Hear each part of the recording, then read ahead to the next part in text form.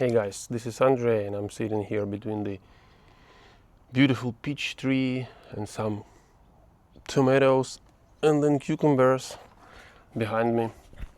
And I want to talk to you uh, and describe some situation which is, well, like I've been traveling with my family recently, and what might go wrong when you're traveling with your family through the Europe with less than $1,000 on a old car. And you might think that, of course, anything, but it actually depends on you what's gonna happen. And the most important thing is how you're gonna react and what you will think about the things that will happen to you. And let me describe you a bit what I mean with this, because uh, it was a great lesson for me while we were traveling. So the story here is we were going from Spain to the Western Europe to Ukraine, and I'm currently in Ukraine here. And it was a long journey, like 4 plus something thousand kilometers. And when we were going through France, we really liked this country so much, and it was super cool and great, and people were very nice and kind. And the most important and the best thing that we liked is the country living in France. And we were living in Airbnb all the time. And one time when we stopped in Airbnb, it was a small village, like 100 plus people living there, and all the people are well, they are like 50 plus, 60 plus. And we spent a couple of nights there, and yeah, it was like a center of a village, but almost no one, and very beautiful. The weather is super cool, and the nature, and a lot of animals there. We were playing with kids and looking at cows and all the animals that live on the farm. And then when 2 days passed, we started moving to the next destination. It was like a small stop close to the border between France and Germany. And I was, I had a feeling like I don't want to leave France that fast. And I wanted to spend more time and to learn how people live, to talk to locals, and watch the beautiful mid-century houses and all this stuff. And but at the same time, we were we were trying to get to Ukraine as quick as possible, because we had a lot of stuff to finish with here.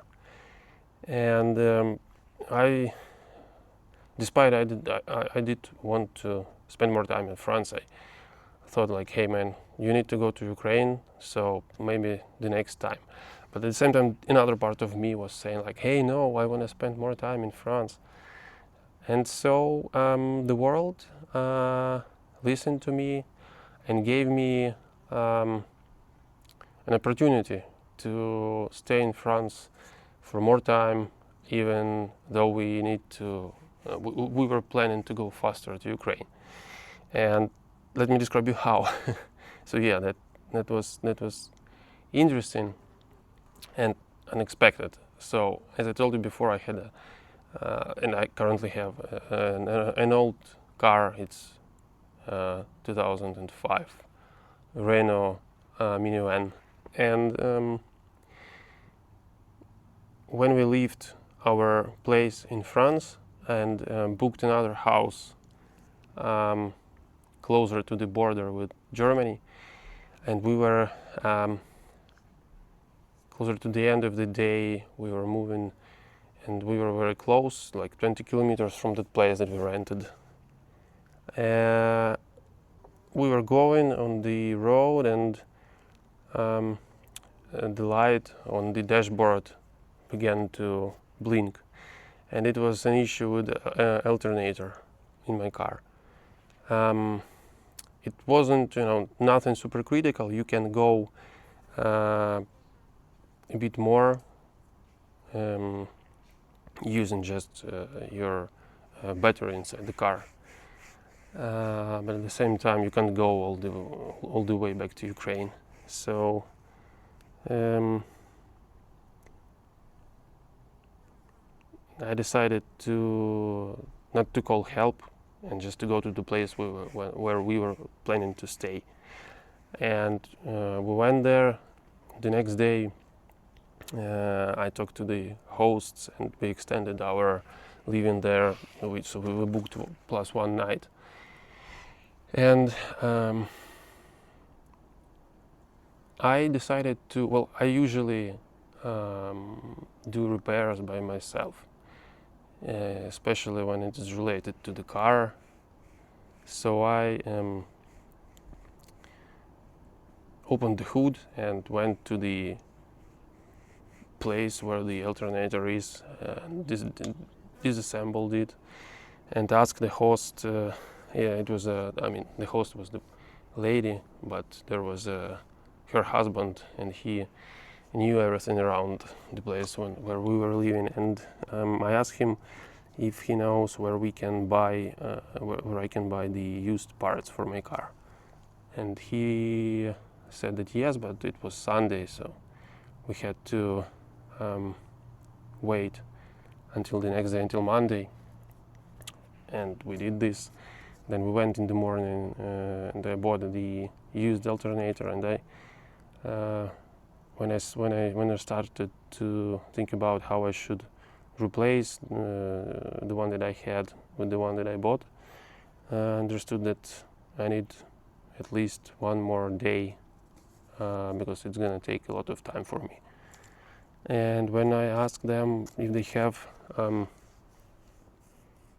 can we stay for another night, they said that no. And it was the moment, like I thought, come on, go into the looking for the shop and giving my car to the guys to fix it is gonna cost a lot of money and it's gonna take a lot of time and all this stuff. And I was like, I was thinking about come on, and thinking about I need to cry and to ask for help. And it was funny, but at the same time I thought that, hey man, I realized that, hey, this is interesting and you can just cry here, or you can think of it as of another way to stay in France for a little bit more. And so I choose to not to cry, not to think of it as of a disaster, but just to observe what's gonna happen next, and not to spend my nerves on this. And we started to look for another Airbnb to rent, and accidentally I thought that maybe the host knows any other places nearby that we can rent for another night or two. And guess what? His brother, he was a mechanic, and he is a mechanic, and he has a farm, and he has a large shop where he has all the tools, the air compressor, the welding machine, and everything that you can imagine that you will use to fix your car, because he fixes tractors. And his wife, she owns a hotel, like a small family hotel, 3 or 4 rooms. And by the way, Jean-Marc and Bernadette, if you ever see this video, I want to say thanks again to you. And you are so kind, and we spent a beautiful time in your hotel. And I think we will do all that we can to visit you at some point in the future, maybe this year or maybe next year. So thanks again. Yeah, and